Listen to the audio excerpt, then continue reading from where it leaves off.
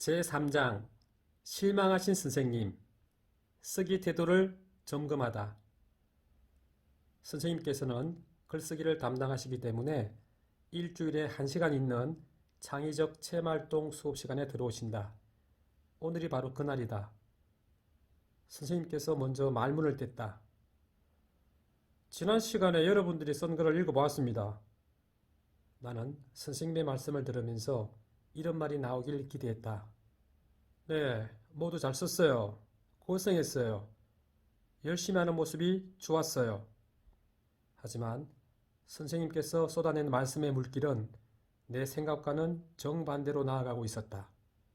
글다운 글이 없습니다. 실망스럽습니다. 안타까움을 금할 수 없습니다. 어떻게 6학년이 글을 이렇게 쓴단 말입니까? 이런 말씀을 하시면서 우리가 쓴 글을 하나 둘 펼쳐 보여주셨다. 선생님께서 보여주신 글은 보기 좋은 글과는 거리가 멀었다. 우리가 쓴 글이 적혀있는 비포 종이는 마치 하얀 수건 같았다. 하얀 수건에 까만 깨알이 듬성드뭇하게 묻어있는 것처럼 보였다. 글자와 글자의 간격이 성긴 부분이 무척 많았다. 심지어 아랫부분은 백지로 그대로 남아있는 종이도 있었다. 줄을 끝까지 채워 쓰지 않고 비워둔 곳도 많았다. 지난주 첫 시간에 선생님이 아무 말도 하지 않고 여러분에게 글을 쓰게 한 이유는 여러분이 평소에 글을 쓰는 습관이 잘 형성되어 있는지 알아보기 위해서였습니다. 그런데 선생님이 생각한 대로 역시 여러분들은 올바른 쓰기 습관을 갖고 있지 않아요. 그게 안타깝습니다. 그래서 오늘 여러분의 쓰기 태도를 진단해 보도록 하겠습니다. 선생님께서는 우리들의 쓰기 태도를 진단하시겠다며 설문지를 나눠주셨다.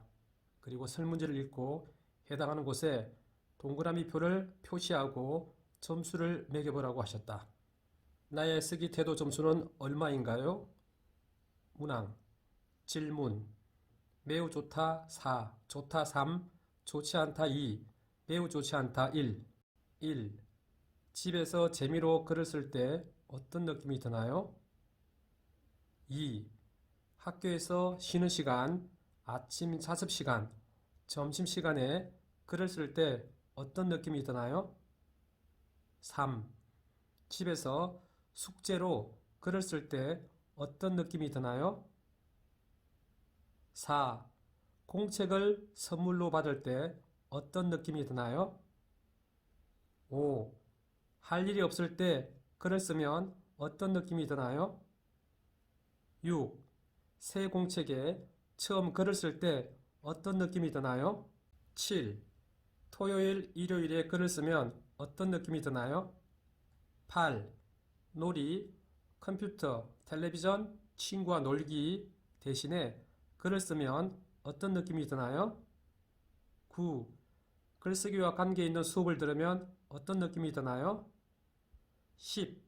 여러 종류의 글, 일기, 편지, 주장하는 글, 시, 이야기, 설명하는 글 등을 쓸 때 어떤 느낌이 드나요? 11. 여러분이 쓴 글에 대해 선생님께서 물어보실 때 어떤 느낌이 드나요? 12. 국어 교과서에 있는 쓰기 문제를 풀 때 어떤 느낌이 드나요? 13. 학교에서 쓰기 공부를 위해 국어책을 펼 때 어떤 느낌이 드나요? 여러 교과, 국어, 사회, 도덕, 수학, 과학, 실가, 체육, 음악, 미술 등 여러 교과를 공부할 때 글쓰기를 하면 어떤 느낌이 드나요? 15. 몰랐던 내용을 글로 쓸 때 어떤 느낌이 드나요? 16. 국어 쓰기 수업 시간이 시작될 때 어떤 느낌이 드나요? 17. 국어 쓰기 시간에 쓴 글에 대해서 친구들과 이야기하면 어떤 느낌이 드나요?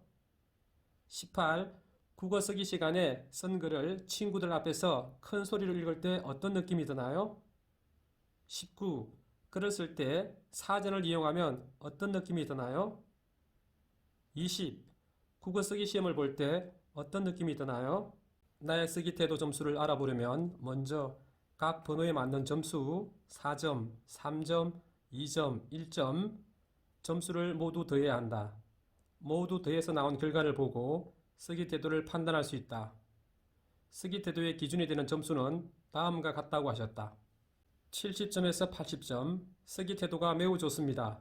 글쓰기를 잘하고 매우 좋아합니다. 글쓰기 태도가 참 잘 형성되어 있습니다. 60점에서 69점, 쓰기 태도가 좋습니다. 글쓰기에 흥미를 갖고 있으며 글쓰기를 잘합니다. 50점에서 59점, 쓰기 태도가 보통입니다. 글쓰기에 큰 흥미와 관심을 갖고 있지 않습니다. 40점에서 49점, 쓰기 태도가 좋지 않습니다. 글쓰기에 흥미와 관심이 없으며 글쓰기 기능과 수준이 낮습니다. 39점 이하, 쓰기 태도가 매우 나쁩니다. 글쓰기에 전혀 관심이 없으며 글쓰기 기능이 매우 낮아 글쓰기를 제대로 할 수 없습니다. 나는 62점이 나왔다. 쓰기 태도의 기준이 되는 점수를 보고 나의 쓰기 태도를 해석했다. 나는 쓰기 태도가 좋고 글쓰기에 흥미를 갖고 있으며 글쓰기를 잘한다고 판단했다. 기분이 좋았다. 다른 반에서 점수를 표시해서 평균을 구해보았습니다. 42점이 나왔습니다. 평균이 42점이라는 말은 여러분들의 쓰기 태도가 좋지 않다는 것을 의미합니다. 여러분이 글 쓰는 걸 좋아하지 않는다는 뜻입니다. 선생님께서는 실망스러운 목소리로 말씀하셨다.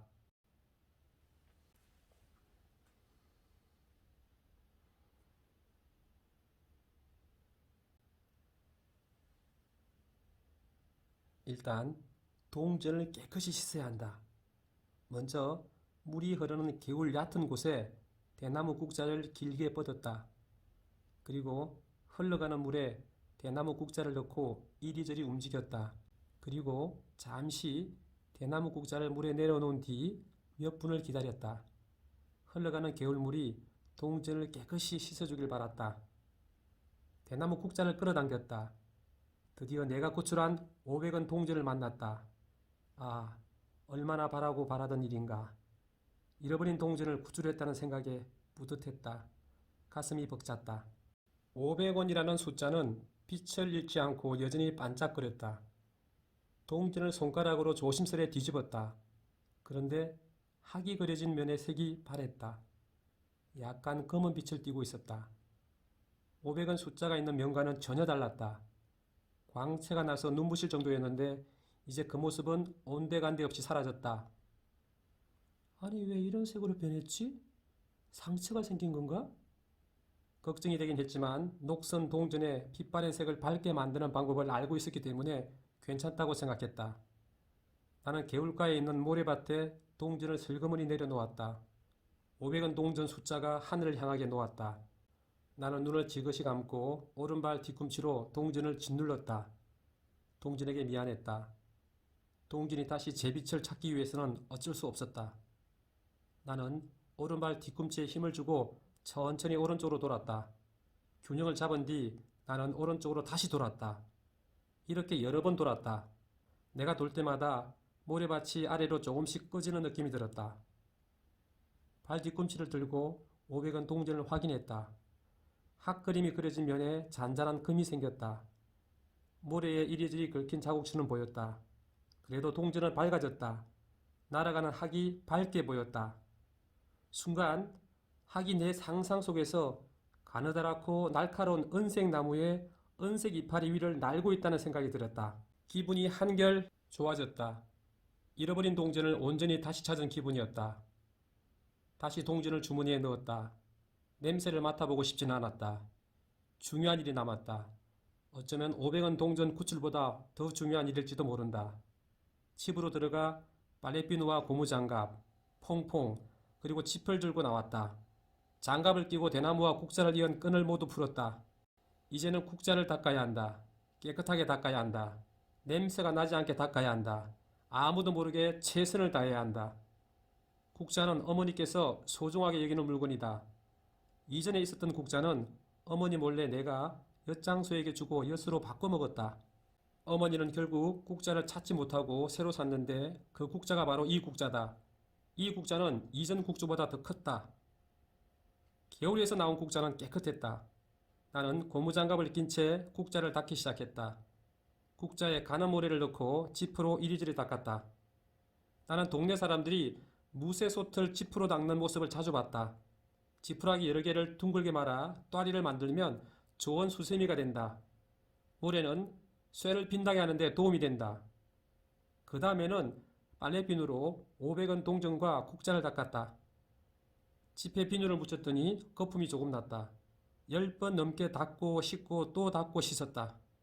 그리고 마지막으로 새지풀 사용해서 퐁퐁으로 다시 닦고 씻었다. 이 정도면 깨끗하겠지? 뜨거운 햇살이 개울가에 내리쬐었다.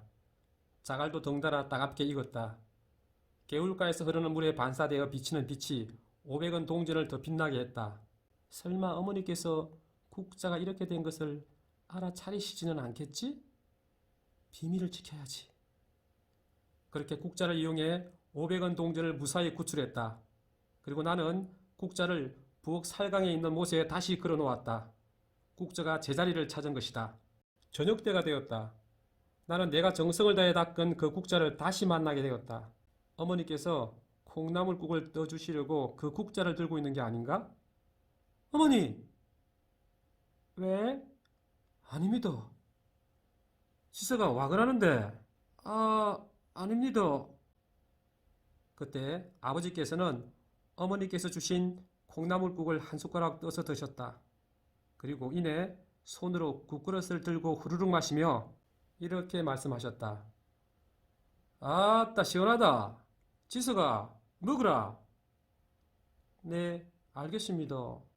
나도 아버지께서 말씀하신 그 콩나물국을 시원하게 먹었다. 시원하게. 글쓴이의 한마디. 아버지, 어머니 사랑합니다.